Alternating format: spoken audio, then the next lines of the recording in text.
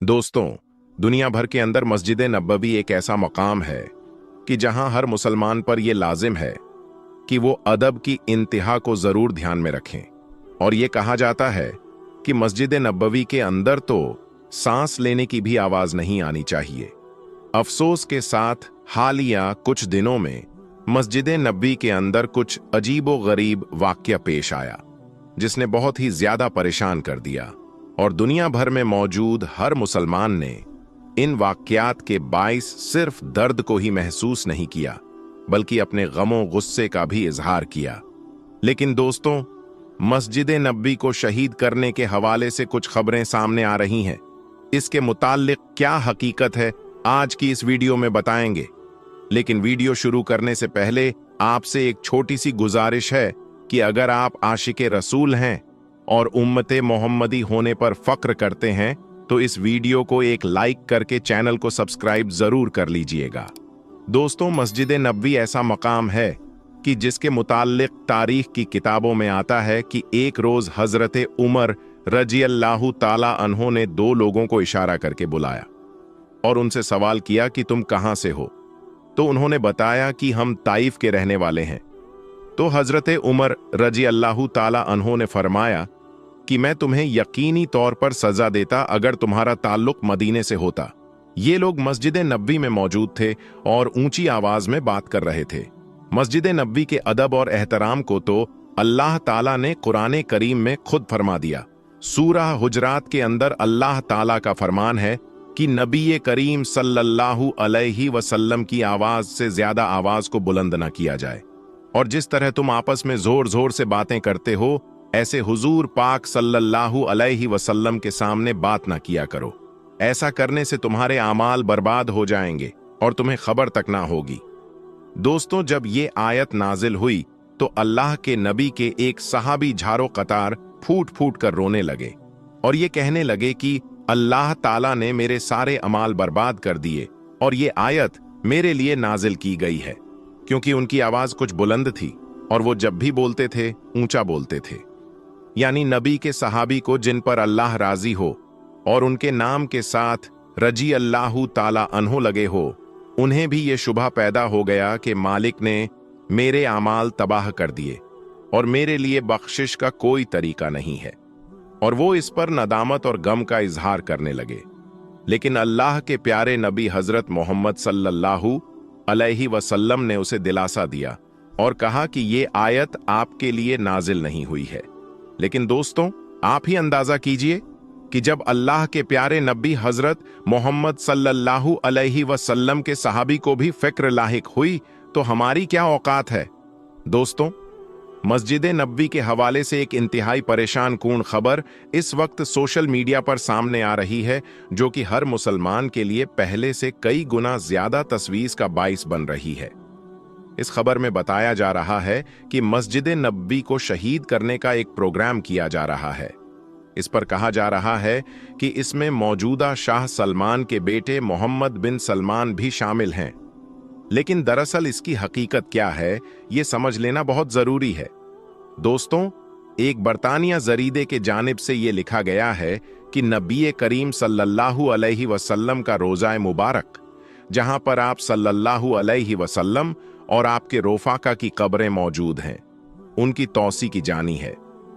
इसके बाइस इस इमारत को यानी रोज़ाए रसूल को शहीद करने का एक प्लान बनाया जा रहा है और इन मुकद्दस कुबूर को जन्नतुल बकी में ले जाने के मुताल्लिक सोचा जा रहा है। जिसके बाद ये खबर सामने आने लगी कि माजल्लाह रोजे को शहीद कर दिया जाएगा, लेकिन सऊदी हुक्काम की जानिब से इसकी मुकम्मल तौर पर तरदीब की गई है कि ऐसा कोई ऐलान मौजूद नहीं है। दोस्तों, याद रहे कि आकाए दो जहां हजरत मोहम्मद सल्लल्लाहु अलैहि वसल्लम की कब्र मुबारक तक कोई इंसान, कोई जी रूह नहीं पहुंच सकता। आप सल्लल्लाहु अलैहि वसल्लम के रोजे की सुनहरी जालियों में से नजर आने वाला सब्ज पर्दा और इसके पीछे मौजूद 3 ऐसी दीवारें हैं कि जिनमें ना कोई दरवाजा, ना कोई खिड़की और ना ही कोई रास्ता है कि जिससे कोई शख्स अंदर दाखिल हो सके। लिहाजा बराहे रास्त कब्र तक और आप सल्लल्लाहु अलैहि वसल्लम की रोफाका के कब्र तक रसाई हासिल करना नामुमकिन है। जबकि रोजे की गुंबद के मुताबिक भी लोग ये सवाल करते हैं कि गुंबद के ऊपर कुछ खिड़कियां मौजूद है। तो दोस्तों, इसकी हकीकत क्या है, तो इसके मुताल्लिक जान लीजिए कि इन खिड़कियों से रोशनी और हवा तक अंदर नहीं जा सकती, क्योंकि ये मुकम्मल तौर पर सील है और इन्हें एयर टाइट किया गया है। अलबत्ता रोजे की गुंबद के हवाले से बताया जाता है कि ये पहले लकड़ी का बनाया गया और फिर एक दिन तेज बिजली चमकने से उस पर आग लगी और उसी दौरान ये तबाह हो गया। उसके बाद रोजे की गुंबद को ईंट से बनाया गया और फिर इस पर आग लगी और तबाह हो गया। अब रोजे के गुंबद इस तरीके से बनाए गए हैं कि अब मुकम्मल तौर पर महफूज है और इनके अंदर जाने का कोई रास्ता मौजूद नहीं है। बाहर की जानिब जो खिड़कियां नजर आती है उसे मुकम्मल तौर पर बंद किया गया है ताकि कोई भी शख्स और कोई भी चीज अंदर दाखिल ना हो सके। दोस्तों, दुनिया भर के मुसलमानों की ये ख्वाहिश होती है, उनके दिल की आरजू होती है और सारी जिंदगी अल्लाह से ये दुआ करते हैं कि ऐ मालिक, एक बार अपने घर की हाजिरी नसीब कर दे कि हम उस काबा को अपनी जिंदगी में अपनी आंखों से देखें। अपने चश्मे तसव्वुर में रख कर दिन में 5 बार नमाज अदा करते हैं और ये समझते हैं कि अल्लाह के घर के अंदर मौजूद हैं। हर मुसलमान ये ख्वाहिश करता है कि ऐ मालिक, हम अपने उम्रे अदा करने के लिए काबे का काबा यानी मस्जिद नबवी की हाजिरी नसीब हो जाए तो वही इंतहाई खुशकिस्मत होंगे और अल्लाह का शुक्र अदा करेंगे। रोज़ाए रसूल सल्लल्लाहु अलैहि वसल्लम में जाकर हाथ बांधकर सलाम पेश करें और नबी करीम सल्लल्लाहु अलैहि वसल्लम हम गुनहगारों के, हम स्याहकारों के सलाम कबूल कर लें तो हमारा बेड़ा पार हो जाएगा और हमारी आखिरत बिल्कुल आसान हो जाएगी और हमारे लिए तमाम मुश्किलें खत्म हो जाएंगी। अल्लाह से दुआ है कि वो हम सबको अपने घर की हाजिरी नसीब करें और रोज़ाए रसूल सल्लल्लाहु अलैहि वसल्लम की हाजिरी भी हमारी किस्मत में लिख दे। आमीन सुम्मा आमीन। दोस्तों, अब हम आपको मस्जिदों के बारे में एक ऐसी जानकारी देने वाले हैं जो पूरे यूट्यूब पर शायद ही आपको कहीं मिलेंगे। आज हम आपको दुनिया के 10 ऐसे देश के बारे में बताने वाले हैं जहां पर सबसे ज्यादा मस्जिदें मौजूद हैं और साथ में हम आपको ये भी बताने वाले हैं कि पूरी दुनिया में मस्जिदों की तादाद लगभग कितनी है और दुनिया की 5 सबसे बड़ी और सबसे खूबसूरत मस्जिद कौन सी है और किस जगह पर है। इसलिए अगर आप एक मुस्लिम हैं तो ये वीडियो आपके लिए बहुत ही ज्यादा खास है। आप इसको आखिर तक जरूर देखें। तो चलिए दोस्तों, शुरू करते हैं। दोस्तों, सबसे पहले तो हम आपको बता दें कि इस दुनिया में टोटल मस्जिदों की तादाद लगभग 36 लाख के आसपास है। अब आपको बताते हैं उन 10 देशों के बारे में जिनमें दुनिया की सबसे ज्यादा मस्जिदें मौजूद हैं, यानी कि जिन देशों में सबसे ज्यादा मस्जिदें बनी हुई हैं। Number 1, Indonesia. दोस्तों, दुनिया की सबसे ज्यादा मस्जिदों वाले देशों में सबसे पहला नंबर आता है इंडोनेशिया का। हम आपको बता दें कि इंडोनेशिया में टोटल मस्जिदों की तादाद लगभग 8,15,000 है। इन 8 लाख मस्जिदों के साथ इंडोनेशिया मस्जिद के मामले में दुनिया का पहले नंबर वाला देश है। नंबर 2, भारत। दोस्तों, आपको यह जानकर बहुत खुशी होगी कि दुनिया में सबसे ज्यादा मस्जिद वाले देशों में दूसरे नंबर पर आता है हमारा प्यारा देश भारत। हमारे देश भारत में टोटल मस्जिदों की तादाद लगभग 3,10,000 है। इन 3 लाख मस्जिदों के साथ भारत मस्जिद के मामले में दूसरे नंबर पर बना हुआ है। नंबर 3, बांग्लादेश। दोस्तों, दुनिया में सबसे ज्यादा मस्जिद वाले देशों में तीसरे नंबर पर आता है हमारा पड़ोसी मुल्क बांग्लादेश। हम आपको बता दें कि बांग्लादेश में टोटल मस्जिदों की तादाद 2,50,000 है, यानी कि पूरे बांग्लादेश में लगभग 2.5 लाख मस्जिदें बनी हुई हैं। इन 2.5 लाख मस्जिदों के साथ बांग्लादेश मस्जिदों के मामले में तीसरे नंबर पर दुनिया में बना हुआ है।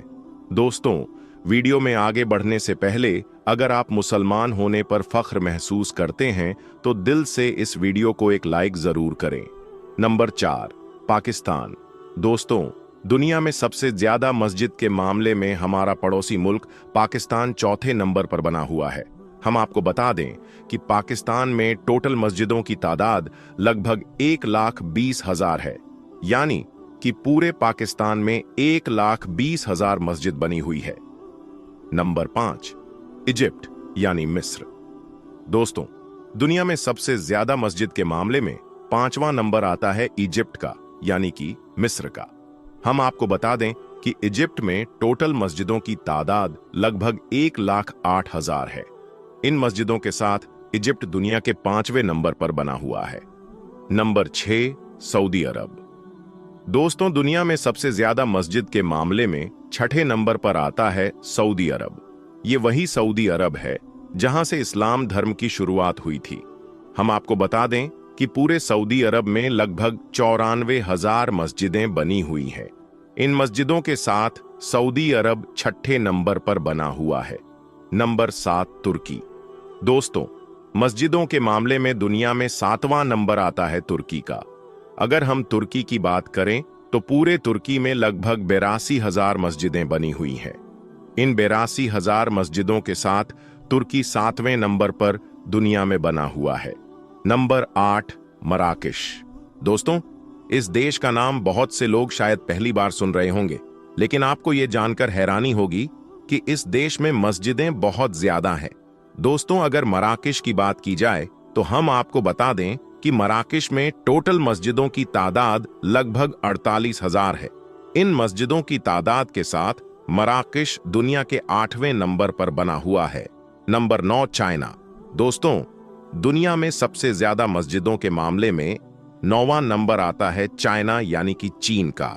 हम आपको बता दें कि पूरे चीन में लगभग 41,000 मस्जिद बनी हुई है। इन मस्जिदों की तादाद के साथ चीन अभी 9वें नंबर पर दुनिया में बना हुआ है। Number 10, Iran. दोस्तों, पूरी दुनिया में सबसे ज्यादा मस्जिदों के मामले में ईरान का 10वां नंबर आता है। हम आपको बता दें कि पूरे ईरान में मस्जिदों की तादाद लगभग 34,000 है।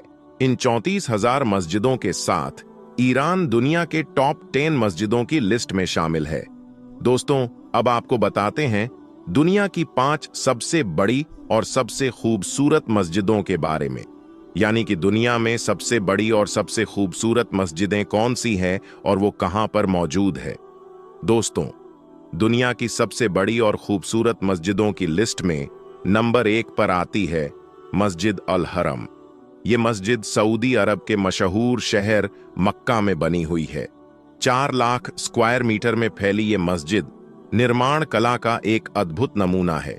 हर साल हज के दौरान 40 लाख से भी ज्यादा मुसलमान इस मस्जिद में एक साथ नमाज अदा करते हैं। इस मस्जिद को पहली बार 622 ईस्वी में तामीर किया गया था। इस मस्जिद में दुनिया के सबसे कीमती पत्थर लगाए गए हैं। और यही नहीं, इस मस्जिद में इस्तेमाल होने वाला साउंड सिस्टम भी दुनिया का सबसे बेहतरीन साउंड सिस्टम है। इस मस्जिद को बनाने में 100 बिलियन से भी ज्यादा का खर्च किया गया है। अगर हम इस लिहाज से देखें तो जितना खर्चा इस मस्जिद को बनाने में हुआ है, उसका आज 25% भी अंबानी के पास नहीं है। नंबर 2, मस्जिद नबवी। दोस्तों, दुनिया की सबसे बड़ी मस्जिदों में दूसरा नाम आता है मस्जिद नबवी का। ये मस्जिद भी सऊदी अरब के मशहूर शहर मदीना में मौजूद है। इस मस्जिद की बुनियाद खुद अल्लाह के पैगंबर हजरत मोहम्मद सल्लल्लाहु अलैहि वसल्लम ने रखी थी। दोस्तों, संगमरमर से बनी ये मस्जिद स्थापित कला का एक बेहतरीन नमूना है। 3,84,000 स्क्वायर मीटर में फैली इस मस्जिद में 10 लाख से भी ज्यादा लोग एक साथ नमाज अदा कर सकते हैं। पूरे सऊदी अरब में पहली बार इलेक्ट्रिक लाइटों का इस्तेमाल इसी मस्जिद में किया गया था। नंबर 3, मस्जिद अली। दोस्तों, दुनिया की तीसरी सबसे बड़ी मस्जिदों में नाम आता है मस्जिद अली का। ये मस्जिद इराक के नसब शहर में बनी हुई है। इस मस्जिद का निर्माण 977 ईस्वी में हुआ था। ये मस्जिद भी इतनी ज्यादा बड़ी है कि इसमें एक साथ 6 लाख से भी ज्यादा लोग नमाज अदा कर सकते हैं। 2,67,000 स्क्वायर मीटर में फैली ये मस्जिद इस्लामी दौर की एक सुनहरी यादगार है। इसके एक बड़े हिस्से को सुल्तान महमूद गजनवी ने बनवाया था। इस मस्जिद के क्षेत्रफल का अंदाजा आप इस बात से लगा सकते हैं कि इस मस्जिद में एक लाइब्रेरी, एक म्यूजियम और 4 बड़े बड़े सेमिनार हॉल बने हुए हैं। इस मस्जिद की देखरेख में हर साल कई करोड़ रुपए का खर्चा आता है। नंबर 4, मस्जिदें इस्तकलाल। दोस्तों, दुनिया की सबसे बड़ी मस्जिदों में चौथा नाम आता है मस्जिद इस्तकलाल का। ये मस्जिद इंडोनेशिया के जकार्ता शहर में बनी हुई है। ये मस्जिद क्षेत्रफल और निर्माण कला के लिहाज से एक सहकार मानी जाती है। ये मस्जिद इंडोनेशिया की राष्ट्रीय मस्जिद भी है। इसका निर्माण 20 फरवरी 1978 में हुआ था। $7 अरब की लागत से बनी इस मस्जिद में एक साथ 2 लाख से भी ज्यादा लोग नमाज पढ़ सकते हैं। ये मस्जिद इंडोनेशिया की सबसे बड़ी और दुनिया की चौथी सबसे बड़ी मस्जिद है। नंबर 5, मस्जिद हसन। दोस्तों, दुनिया की 5वीं सबसे बड़ी मस्जिद है मस्जिद हसन। ये खूबसूरत मस्जिद मोरक्को के शहर कासाब्लांका में मौजूद है। इस मस्जिद में दुनिया की सबसे बेहतरीन टेक्नोलॉजी का इस्तेमाल किया गया है। इस मस्जिद का आधा हिस्सा समुद्र की जमीन पर और आधा हिस्सा अटलांटिक महासागर पर बना हुआ है। मस्जिद हसन के आधे हिस्से का फर्श शीशे का बना हुआ है, जहां से समुद्र का पानी साफ साफ दिखाई देता है। इस मस्जिद में दुनिया की सबसे ऊंची मीनारों का इस्तेमाल किया गया है। इस मस्जिद की मीनारों पर लगी लेजर लाइटों को 30 किलोमीटर दूर से भी देखा जा सकता है।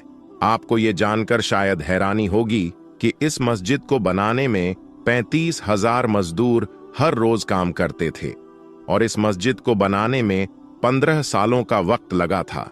तो दोस्तों, ये वो 5 मस्जिदें हैं जो इस दुनिया की सबसे बड़ी और सबसे खूबसूरत मस्जिदें हैं। इसके अलावा भी दुनिया में सैकड़ों मस्जिदें ऐसी हैं जो बहुत बड़ी और बहुत खूबसूरत हैं और उनमें भी एक साथ लाखों लोग नमाज पढ़ सकते हैं। मगर ये 5 मस्जिदें दुनिया की सबसे बड़ी मस्जिदें हैं।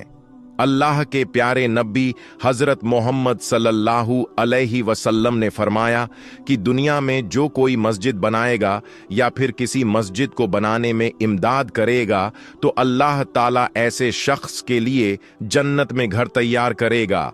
अल्लाह पाक हम सबको अपनी मस्जिदों को आबाद करने और 5 वक्त की नमाज अदा करने की तौफीक अता फरमाए। आमीन या रब्बुल आलामीन।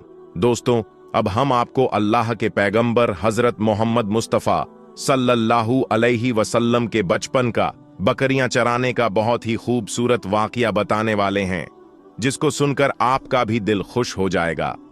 आज की वीडियो को आखिर तक जरूर देखें और अगर आपको अल्लाह के प्यारे नबी हजरत मोहम्मद मुस्तफ़ा सल्लल्लाहु अलैहि वसल्लम से सच्ची मोहब्बत है, यानी आप आशिके रसूल हैं, तो बस इस वीडियो को एक लाइक करके कमेंट में या रसूल अल्लाह जरूर लिखे। देखते हैं कितने आशिकें रसूल आज की इस वीडियो को देख रहे हैं। दोस्तों, हजरत हलीमा सादिया रजी अल्लाह ताला अन्हा, जिन्होंने अल्लाह के पैगंबर हजरत मोहम्मद मुस्तफ़ा का बचपन में परवरिश की, जो आपकी दाई मुबारका भी है, यानी आपकी रजाई वालिदा रही है। हजरत हलीमा सादिया रजी अल्लाह ताला अन्हा फरमाती है कि जब से मोहम्मद मेरी जिंदगी में आया तो उनकी बरकत से मेरी तो जिंदगी ही बदल गई। आपकी बरकतें इतनी थीं कि जिनको देखकर हमने मोहम्मद का नाम ही बरकत वाला बच्चा रख दिया। हजरत हलीमा सादिया रजी अल्लाह ताला अन्हा फरमाती है कि एक बार हमारे यहाँ पर सूखा पड़ गया, सबके जानवर भूख से मरने लगे, मगर जिस तरफ हमारे बच्चे बकरियों को लेकर जाते तो हमारी बकरियां खूब खाकर वापस आती, यानी कि हमारी बकरियां अच्छी तरह से पेट भरकर वापस आती। ये देखकर सारे गांव वाले अपने बच्चों को डांट कर कहने लगे कि जिस तरफ हलीमा सादिया की बकरियां चरने जाती हैं, वहां पर तुम लोग क्यों नहीं जाते हो। उसके बाद में गांव वालों के दूसरे बच्चे भी अपनी अपनी बकरियां लेकर हलीमा सादिया की बकरियों के साथ ले जाने लगे। अब सब लोगों की बकरियां साथ साथ चरने लगी, यानी कि हलीमा की बकरियां और गांव वालों की बकरियां साथ में चरने लगी। मगर ये देखकर गांव वाले हैरान रह गए कि सबकी बकरियां साथ में चर रही हैं, लेकिन हलीमा की बकरियों का पेट तो भर रहा है और बाकी की बकरियां भूखी रह रही हैं। ये देखकर हलीमा सादिया कहती है, ये सब बरकत अमीना के लाल की है। ये सारी बरकतें इस मोहम्मद की हैं और यही नहीं, हजरत हलीमा सादिया रजी अल्लाह ताला अन्हा कहती है कि गांव में जब भी किसी की बकरी बीमार हो जाती तो गांव वाले उस बकरी को लेकर हमारे घर आते और मोहम्मद का नन्हा सा हाथ बीमार बकरी पर फेर देते तो वो बकरी फौरन ठीक हो जाती। और यही नहीं, अगर गांव में कोई बच्चा बीमार हो जाता तो उस बीमार बच्चे पर मोहम्मद का हाथ फेर देते तो वो बिल्कुल ठीक हो जाता। प्यारे दोस्तों, अल्लाह के पैगंबर हजरत मोहम्मद मुस्तफ़ा सल्लल्लाहु अलैहि वसल्लम जब हजरत हलीमा सादिया के पास में परवरिश पा रहे थे और जब आपकी उम्र मुबारक 3 साल की हो गई थी, तो एक दिन हलीमा सादिया की सगी बेटी अपनी मां से कहने लगी, यानी कि आप सल्लल्लाहु अलैहि वसल्लम की मुंह बोली बहन अपनी मां हलीमा सादिया से कहने लगी कि जब मैं बकरी चराने के लिए जाती हूं तो मेरा वहां पर भाई मोहम्मद के बगैर दिल नहीं लगता। ये मेरी मां, मेरा एक काम करो, जब मैं बकरियां चराने के लिए जाऊं तो मेरे भाई मोहम्मद को भी मेरे साथ में भेज देना।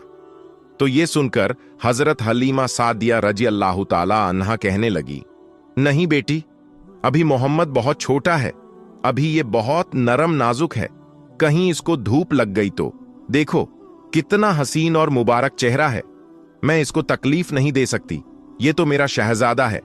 अगर मोहम्मद के पांव में कोई पत्थर चुभ जाए, अगर जंगल में जाते हुए मोहम्मद के पैरों में कोई कांटा चुभ गया तो अभी ये बहुत छोटा है, इसीलिए मैं इसको तुम्हारे साथ जंगल में नहीं भेज सकती।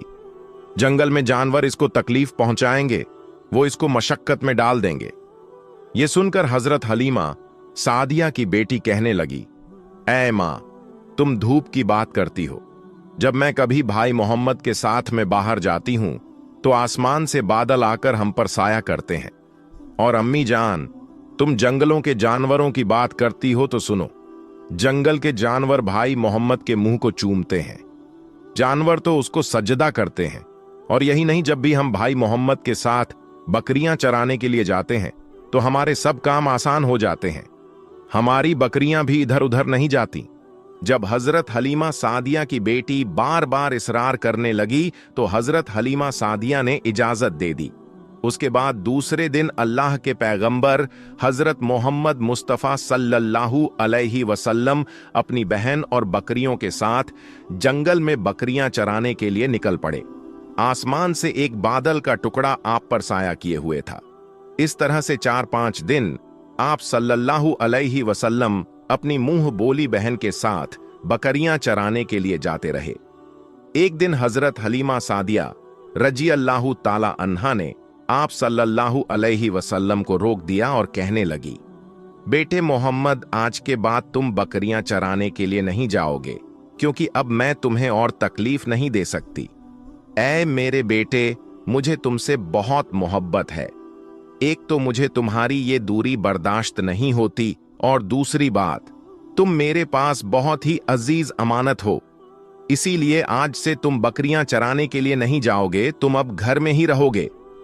इस तरह हजरत हलीमा सादिया ने पैगंबर हजरत मोहम्मद मुस्तफ़ा सल्लल्लाहु अलैहि वसल्लम को बकरियां चराने से रोक दिया।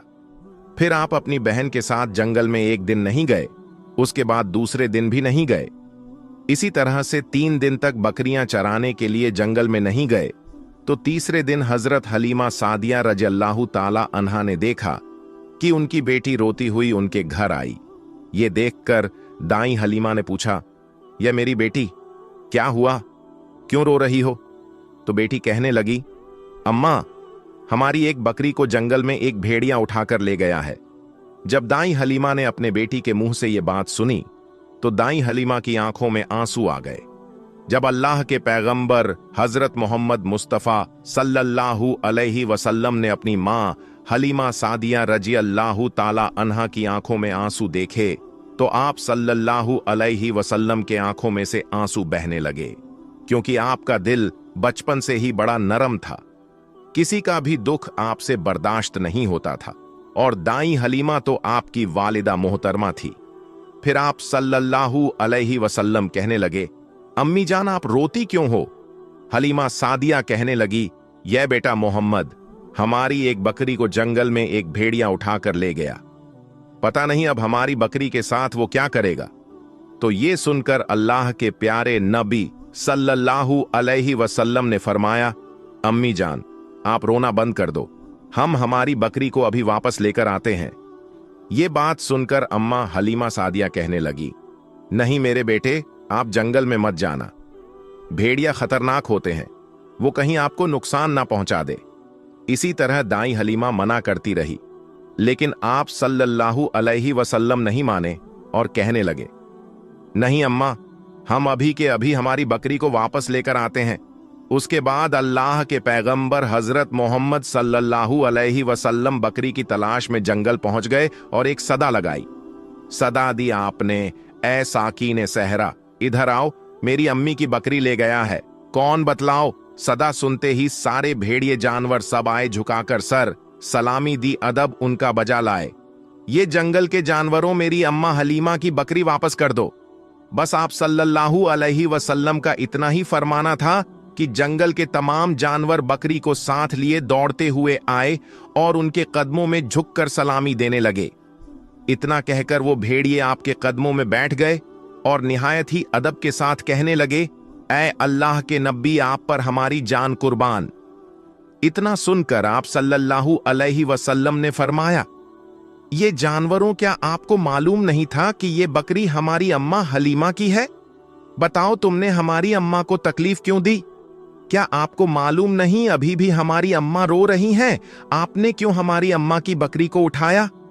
तो वो जानवर कहने लगे, ऐ अल्लाह के रसूल, आप बकरियां चराने के लिए कुछ दिन तो जंगल में आए, उस वक्त हम छुप छुप कर आपके हुस्न का दीदार करते रहे और देखते थे कि इस कायनात के बनाने वाले ने अपना महबूब कैसा बनाया। ऐ अल्लाह के रसूल, उसके बाद आपने जंगल में आना ही बंद कर दिया। 3 दिन गुजर गए, आप जंगल में तशरीफ ना लाए, तो ये देखकर हम सब ने यही सोच लिया, पकड़ लो एक बकरी, आप फिर तशरीफ लाएंगे, इसी हीले से हम सब आपका दीदार कर पाएंगे कि अगर अल्लाह के रसूल सल्लल्लाहु अलैहि वसल्लम के हुस्न का दोबारा दीदार करना है तो हलीमा की बकरी को उठा लाओ। मोहम्मद उस बकरी को छुड़ाने के लिए जरूर आएंगे, क्योंकि वो अपनी मां को रोता हुआ नहीं देख पाएंगे और इस तरह से हमारा दीदार मुस्तफा होगा। और वो जानवर कहने लगे, ऐ अल्लाह के रसूल, आप पर हमारी जान कुर्बान। बहाना तो इस बकरी का था, लेकिन हमारा मकसद सिर्फ आपका दीदार करना था, इसीलिए हमने आपकी अम्मा की इस बकरी को निशाना बनाया। तो दोस्तों, देखा आपने मोहब्बत का ये मंजर। इन जानवरों में शेर जो खूंखार माना जाता है वो भी था, भेड़िए जो खूंखार माने जाते हैं वो भी थे, जंगल में जितने भी खूंखार जानवर थे वो भी इस जानवरों में शामिल थे। दोस्तों, अगर एक बकरी को कोई भेड़िया उठा ले जाता है, कोई शेर उठा ले जाता है, तो उसे छोड़ता नहीं है, उसे अपनी खुराक बना लेता है। लेकिन आप यहां पर इस मोहब्बत को देखिए कि जानवर भी जिसको सजदा करते हैं, ऐसे हैं हमारे नबी सल्लल्लाहु अलैहि वसल्लम। दोस्तों, आखिर में हमारे तमाम मुसलमान भाई बहनों से गुजारिश है कि इस वीडियो को एक लाइक करके अपने करीबी दोस्तों तक शेयर करके सवाब का काम जरूर करें। दोस्तों, आज की वीडियो में बस इतना ही। हम मिलेंगे आपको अगली वीडियो में, तब तक के लिए अल्लाह हाफिज।